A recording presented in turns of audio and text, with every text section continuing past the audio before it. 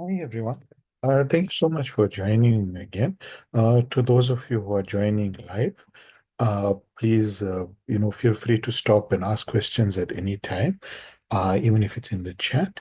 And to those of you who are watching later, and if you want to ask any questions, please, you can either contact me directly on the WhatsApp or Telegram groups or via any channel that you can reach me on. It's no problem.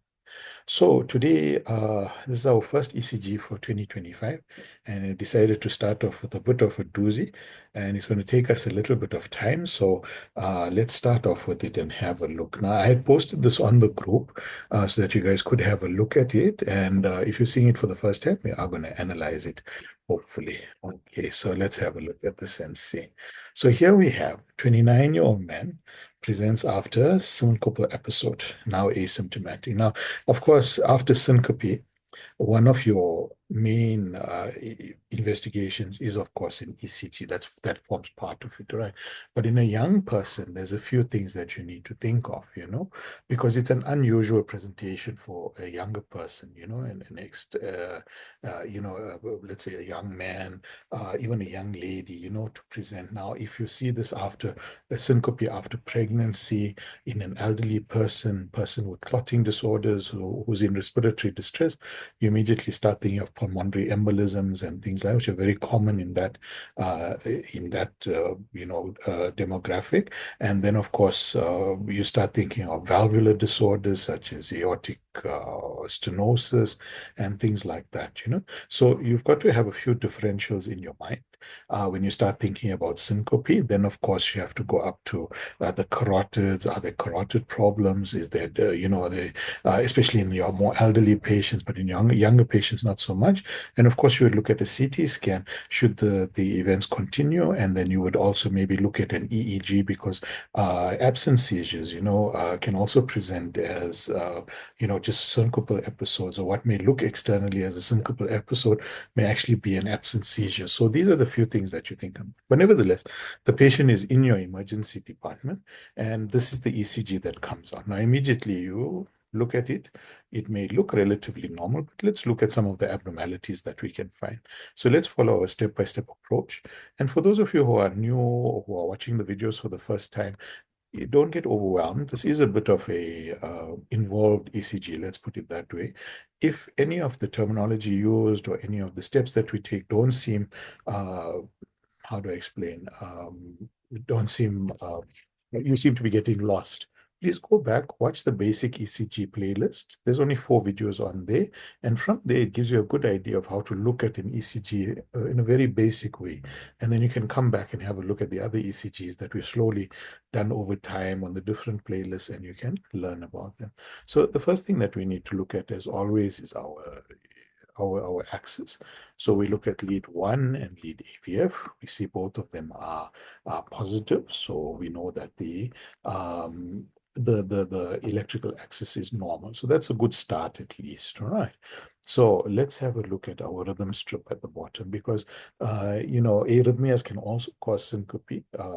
Any sort of tachycardia, even a severe bradycardia can also lead to syncope. So let's have a look at our rhythm and our rate. Let's start with the rate. So the rate is 1, 2, 3, 4, 5, 6, 7, just less than 7, 300 divided by 7. So you are looking at a bit of a bradycardia of less than 50 beats per minute. So this could also be due to, it could be a healthy young man, or it could be that there is a problem, So we know that bradycardia already features into this. Now the question is, what type of bradycardia does he have? So let's start first by looking at our P waves, all right, our atrium. So we can see our P waves. They're relatively normal. They're not peaked. They're not biphasic. They're not, anything like that. So we can say that our atria are contracting normally. If we look at our PR interval, so the distance between the atrium and the ventricular contraction, we're looking at the peak. So you're looking at over 1, 2, 2.5. So between 2 and 4 small blocks is relatively normal. So we can say that that's okay. Our QRS complexes are narrow, so that's a good sign. That means the ventricle is listening to the atrium, it's listening to the conduction system, and is contracting properly. We then look at, does a QRS follow every P? In other words, does the ventricle contract after every atrial contraction? And yes, it does. And are those relatively regular? Yes, they are. So this we would put as a sinus bradycardia, right? Because it's a sinus rhythm with a bit of a bradycardia. So he's got a sinus bradycardia. Sinus bradycardias can be found in younger patients, especially if they are sports people, especially in elite athletes. You can get very low heart rates that are actually well within normal. However, if this is a 29-year-old man, inactive, obese, smoker, whatever it may be, with a lot of health risks and things like that, then it would be abnormal for him to have a bradycardia at this age. So then you would start to think of other things. So it depends on what the patient would physically present as. Okay. Now let's go through each section. So let's look at our inferior zone. So we first look at leads 2, 3, and AVF. And we are looking for any sort of abnormalities here, like ST elevations or ST depressions, large S waves or large Q waves or anything like that. And while we do notice a bit of an S wave here, beyond that, there's not much that's abnormal. You could argue maybe this is a little ST depression, but I don't think so. I think it's just a slope. So, it's not really ST elevations or depressions or anything like that over here. Then we'll come back to one in AVR. Let's look at AVR. So we can see AVR also has this bit of a slope that's going on. So there's maybe something going on with the repolarization in the heart, So, it's not the normal look of AVR. Normally, you just have a flat line. You don't normally have this. Well, this is an RS R wave, so you don't have the second R prime as they call it. So that's not normal, but it can be in certain cases. So that's quite in depth. We're not going to go that far as well to discuss R prime in AVR, but it's not normal to have it. It's not an abnormal finding, but it can be abnormal in certain circumstances. Okay, so now let's look at the septum first. So we're going to look at leads V1 and V2. So that's our septum. So the one thing we notice in V1 is we've got an inverted T wave, which we can get. That's not an issue. But we do see this S wave that's here. So an S wave, a very deep S wave, it's also not very common, and we'll get to it when we talk to V4 as well. And then if we look at V2, now this here we can see a little bit of a ST elevation here. All right. With what you may even argue is a biphasic T wave and what may even be an extra U wave over there. And it looks even more prominent on V3. Okay.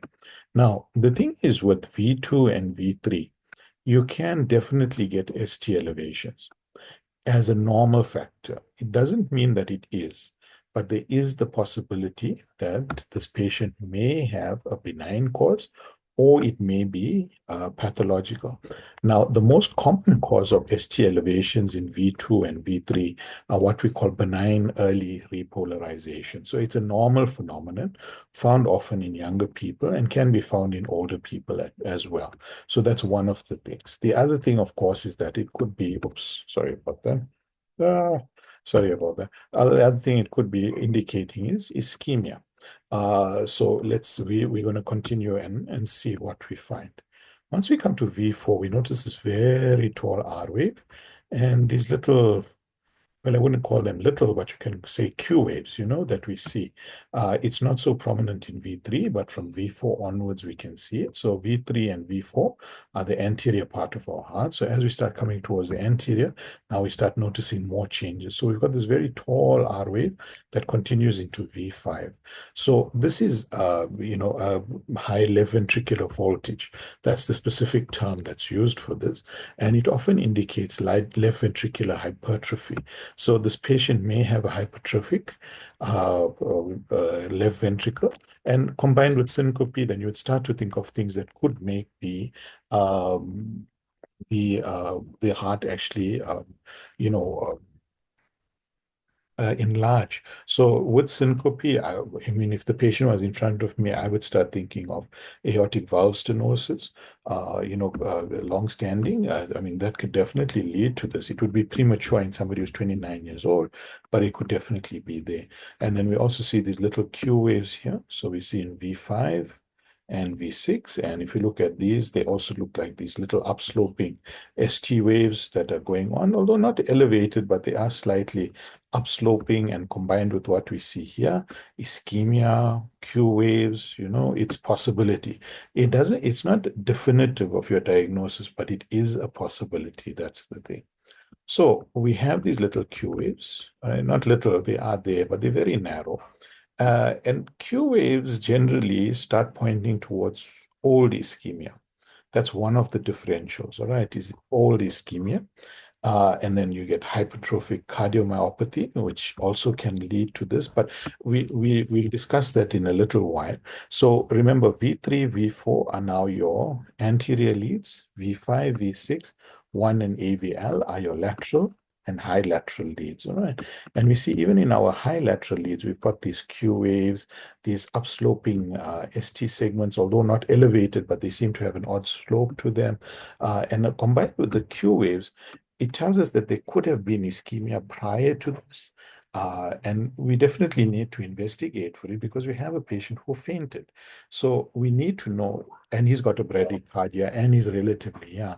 And remember, ischemia is not a disease of the old. Many of us feel, or I've seen a lot of the younger doctors feel that younger patients don't get ischemia. It's actually not true.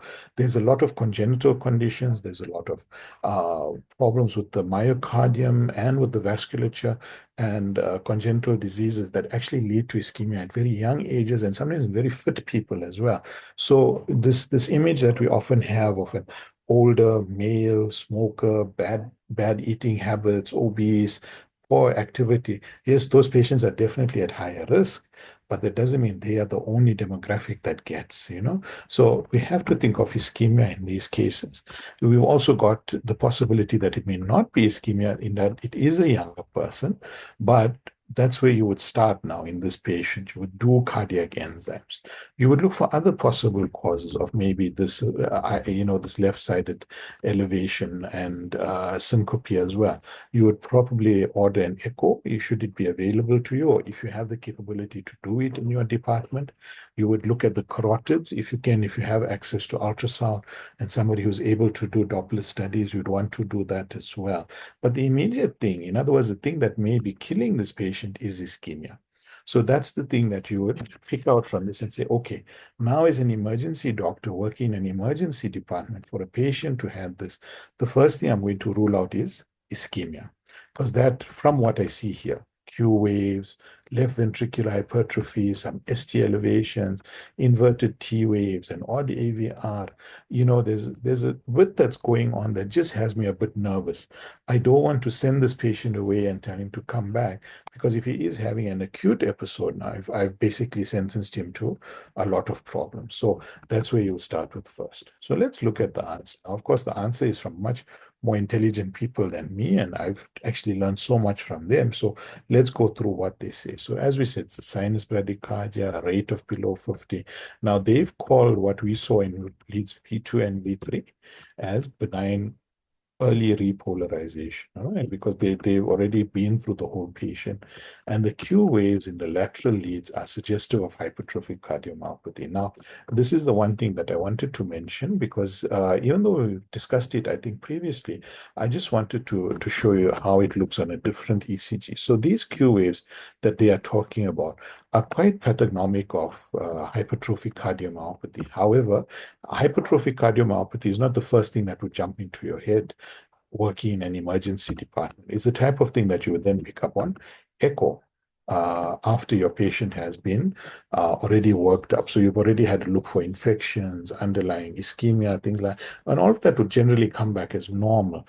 And then you would say, okay, now my patient needs an echo. Now, if you're clever enough and you can pick it up on your echo request form, you would put there that I suspect this could be hypertrophic cardiomyopathy. However, you should at least be able to tell them that there is left ventricular hypertrophy based on what we saw on this voltage here. All right.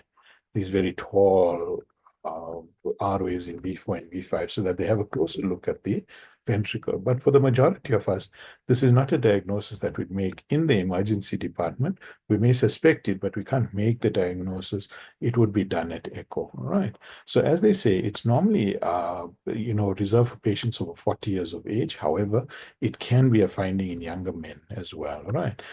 So ST elevation is present in mid-precordial leads, so V2, V3. It's a common finding in young men, which may be diagnosed as benign early repolarization, when other findings suggestive of acute MI, which they list here, are absent. Now, in this case, they weren't completely absent, but they were. But so this is the type of patient. Now, I'm going to leave this up on the screen for a little while. You can read through this if you want, but I'm going to get into some of these things in a little while. Okay, but essentially, what they are trying to say is that you need to have a look at the diagnostic criteria for hypertrophic cardiomyopathy, which is something good to know if you are working in an emergency department. Now, we're going to talk a bit more about hypertrophic cardiomyopathy, and I just wanted to show you this as well. So these are what they are talking about. These are the Q waves that they are talking about, and what can be, combined,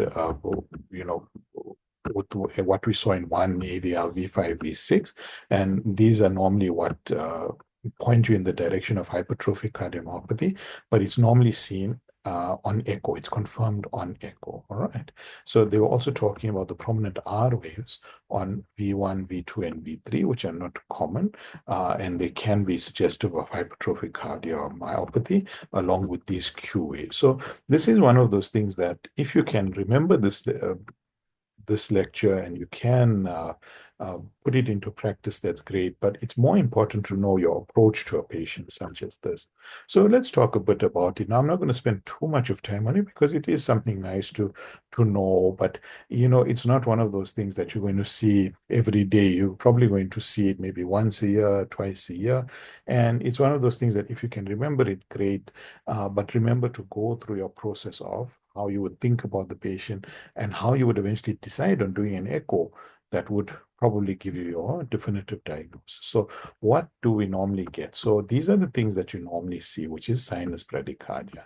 Slow heart rate, young athletic individual can be normal and high, but it warrants correlation with symptoms. So if you have syncope and dizziness, this often matches with hypertrophic cardiomyopathy. The high left ventricular voltage that we had talked about.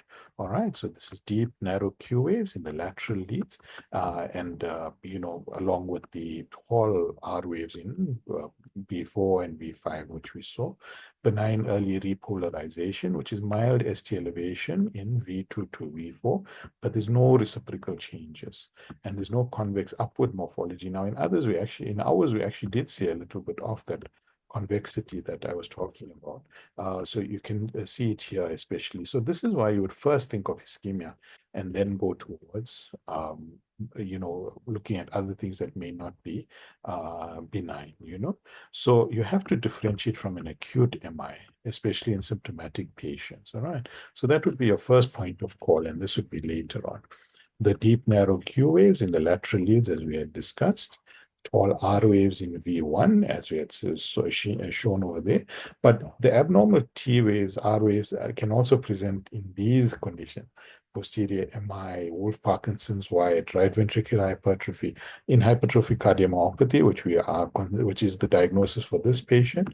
And you can do this. You can you can think that maybe the precordial leads were not placed properly, especially if it doesn't correlate with clinical presentation. Right? So what mimics hypertrophic cardiomyopathy is Wolff-Parkinson's White, posterior MI, right ventricular hypertrophy sometimes, and then lead misplacement can also lead to this. So what we're saying is that there's no harm in going back and just checking that the ECG was done correctly.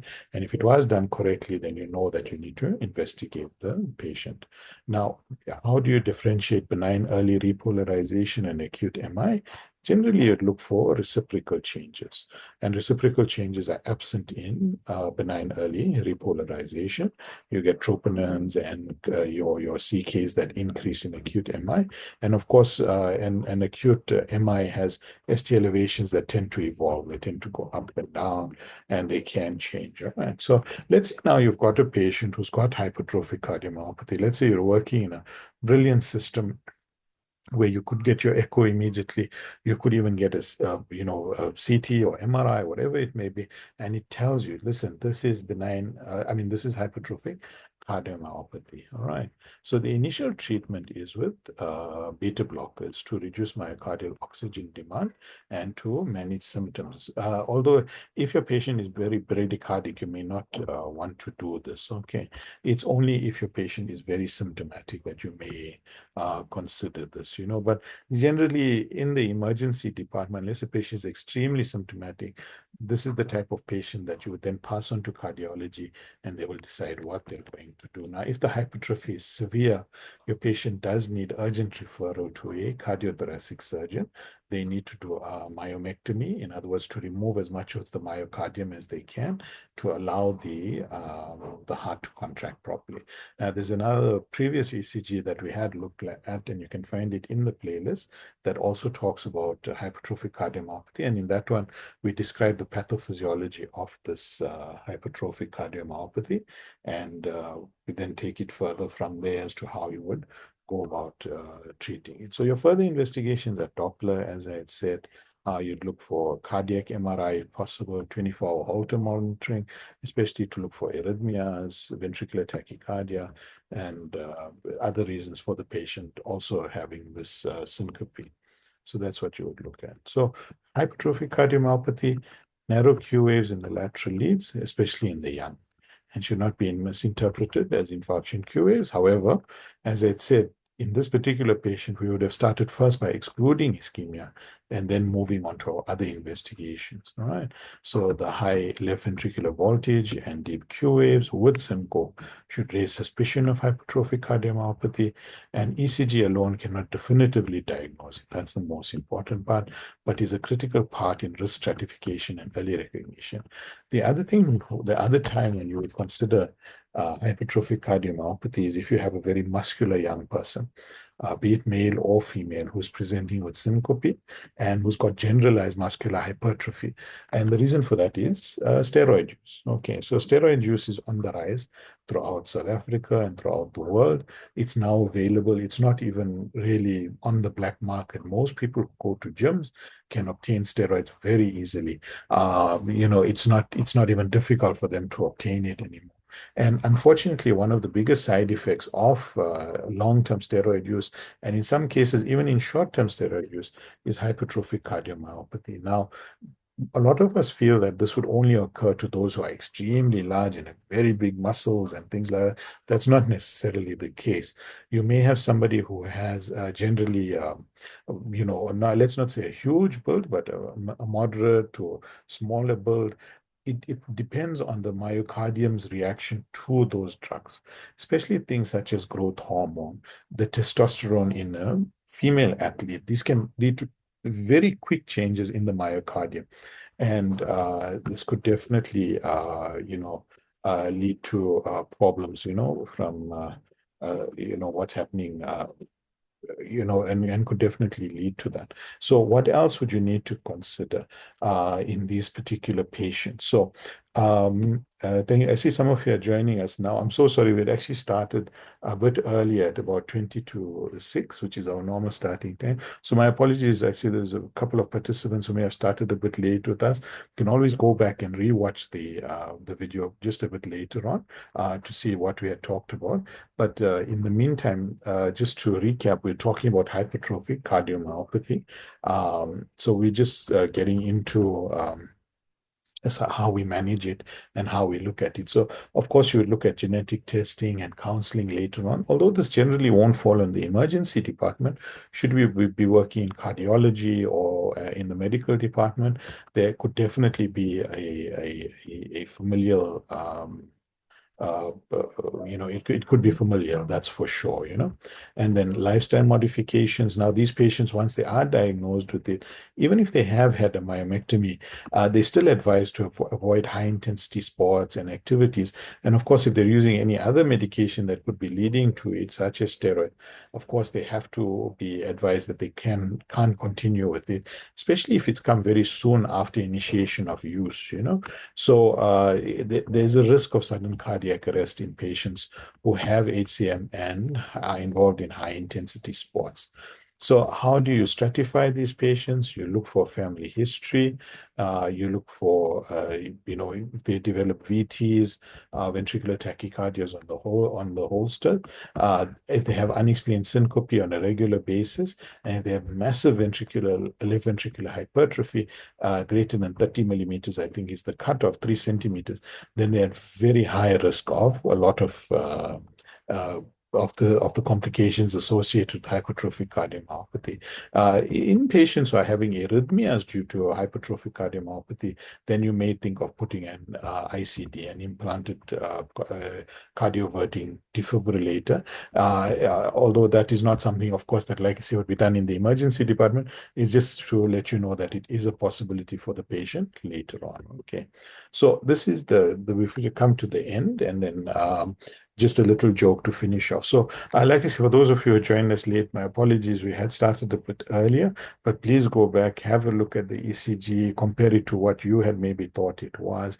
But like I say, the most important thing, when a patient comes in and a patient presents with symptoms such as syncope, extreme dizziness, things like that, is whether related to chest pain or not, or especially in a young person, you've got to do an ECG. An ECG forms part of your workup because of there's so many differential diagnoses that are cardiac in nature that lead to syncope. So syncope can be isolated to the brain, it can be isolated to other vessels, it can be isolated purely to the heart.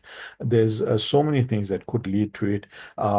There's psychological causes of syncope. There's so many things that can cause it, but you have to rule out cardiac causes. So whenever you get a patient who's just fainting for no reason, especially if they're in a high risk group, like I say, pregnant, elderly, clotting disorders, pulmonary embolism is one of the biggest causes of syncope, then you definitely have to go back, have a look at the ECG, and then take it further from there. So I just want to thank all of those who did join, even if it was a bit later. And I hope that you will have a look at the full video. I'll post it on the WhatsApp and Telegram groups. But if there's any questions, you're more than welcome to message me. Like I say, I know this was the first ECG for 2025. It was a bit of let's say, not a difficult one, but a bit more out there compared to some of the others that we see. So I'm hoping next week, Monday, we can have another session. And I just want to thank everybody for joining. And we're going to end it there. Just going to try and switch this off if possible. And hopefully we'll be able to see you all next week, Monday. Okay. Thank you very much. Keep well. Bye.